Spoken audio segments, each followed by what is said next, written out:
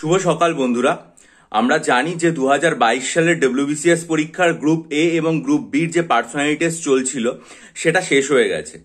সেই গ্রুপ এ এবং গ্রুপ বির ক্ষেত্রে পার্সোনালিটি টেস্টের একজন পরীক্ষার্থী তিনি সম্প্রতি তার পার্সোনালিটি টেস্টের যে অভিজ্ঞতা সেটা আমার সাথে শেয়ার করেছেন। কারণ তিনি আমার কাছে 2021, 22 এবং 23 এই 3টে বছর জেনারেল স্টাডিজ এবং ডেসক্রিপটিভ বাংলা ইংরেজি অনলাইন ব্যাচের ছাত্র ছিলেন। তিনি তার যে অভিজ্ঞতা আমার সাথে শেয়ার করেছেন সেটা ভবিষ্যতে যারা এই চ্যানেলের দর্শনার্থী আছেন তাদের অনেকের কাছেই কিন্তু উপকৃত হওয়ার মতো ব্যাপার হতে পারে। কারণ নিশ্চয়ই অনেকেই আছেন যারা ভবিষ্যতে ইন্টারভিউ দেবেন, তাদের জন্য আমি ব্যাপারটা আর কি শেয়ার করছি। দেখুন, যেটা বলা হয়েছে যে এই ইন্টারভিউর শুরুতেই তিনি যখন তার উত্তর দিতে যান তাকে বলা হয় যে উত্তর ইংরেজিতে দিতে হবে। এর আগে আমি অনেকের ক্ষেত্রেই দেখেছিলাম যে তারা উত্তর দিয়েছিলেন কিন্তু কিছুটা ইংরেজি, পরবর্তীকালে বাংলা, কিন্তু তার সাথে পুরো যে কথোপকথনটা হয় সেটা পুরোপুরি ইংরেজি। তিনি ইঞ্জিনিয়ারিং ব্যাকগ্রাউন্ডের স্টুডেন্ট, ফলে তাকে প্রথমে সেই জায়গা থেকে প্রশ্ন করা হয়। তিনি তার 33 বছর বয়স, তিনি যে চাকরিতে রয়েছেন সেই চাকরির বিষয় সম্পর্কে তার কাছে জানতে চাওয়া হয়।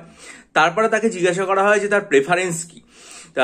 তিনি ফার্স্ট চয়েস এক্সিকিউটিভ দিয়েছিলেন, 2 নম্বরে দিয়েছিলেন ডিএসপি। এবার কেন ফার্স্ট চয়েস এক্সিকিউটিভ সেটা সম্পর্কে জিজ্ঞাসা করা হয়।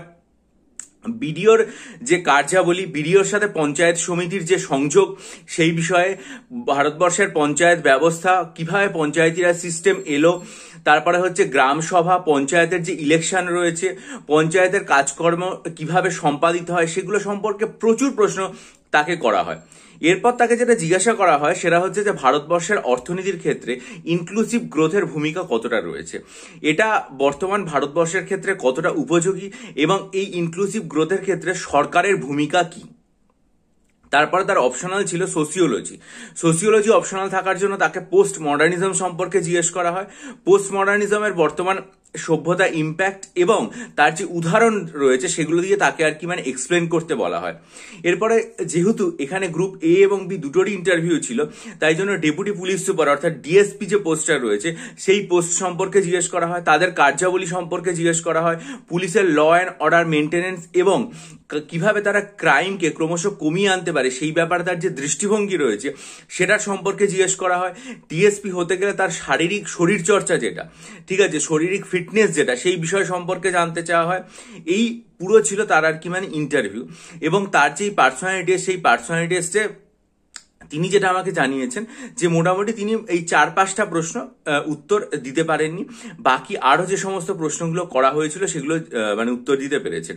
তবে এই ইন্টারভিউ থেকে যে যে বিষয়গুলো খেয়াল করার মতো সেটা হচ্ছে যে তার পোস্ট প্রেফারেন্স, একটা হচ্ছে ডিএসপি এবং এক্সিকিউটিভ, দুটোর থেকেই প্রভূত পরিমাণ প্রশ্ন, অপশনাল সাবজেক্ট থেকে কোশ্চেন, সংবিধান থেকে প্রশ্ন এবং অর্থনীতি থেকে প্রশ্ন, এগুলো থেকে এত বেশি প্রশ্ন এসছে। কিন্তু অবাক করা ব্যাপার সেটা হচ্ছে যে অন্যান্য পরীক্ষার্থীদের ক্ষেত্রে যেটা দেখা যায় যে কারেন্ট ইভেন্টস এর উপরে প্রশ্ন করা হয়, তাকে কিন্তু কারেন্ট ইভেন্টস এর উপর সেভাবে কোনো রকম কোনো প্রশ্ন জিজ্ঞাসা করা হয়নি। আর বোধহয় কিছু প্রশ্ন জেনারেল নলেজ থেকে জিজ্ঞাসা করা হয়েছিল।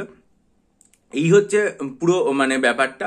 তবে মনে রাখতে হবে যে যারা যারা ভবিষ্যতের জন্য ইন্টারভিউ দিতে যাচ্ছেন তারা নিজেদের বর্তমান চাকরি এবং তারা ভবিষ্যতে যে চাকরিটা করতে যাচ্ছেন উভয় কিছু সম্পর্কে জেনে যাবেন। পাশাপাশি নিজেরা যে ব্যাকগ্রাউন্ড নিয়ে পড়াশোনা করেছেন সেগুলো থেকে জেনে যাবেন। অর্থনীতি এবং সংবিধান, এই বিষয়গুলো থেকেও কিন্তু জেনে যাওয়াটা খুব জরুরি। তাহলে তো আপনারা ইন্টারভিউর বোর্ডের সামনে নিজেদেরকে সঠিকভাবে উপস্থাপনা করে তাদের যথাযথ উত্তর দিতে পারবেন। ভিডিওটা ভালো লাগলে লাইক করুন, বন্ধুদের মাঝে শেয়ার করুন, আপনাদের মূল্যবান মতামত দিয়ে ঋদ্ধ করুন এবং অবশ্যই চ্যানেলটা সাবস্ক্রাইব করে বেল আইকন প্রেস করে দিন। ভালো থাকুন, বিজয়ী হন, সফল হন।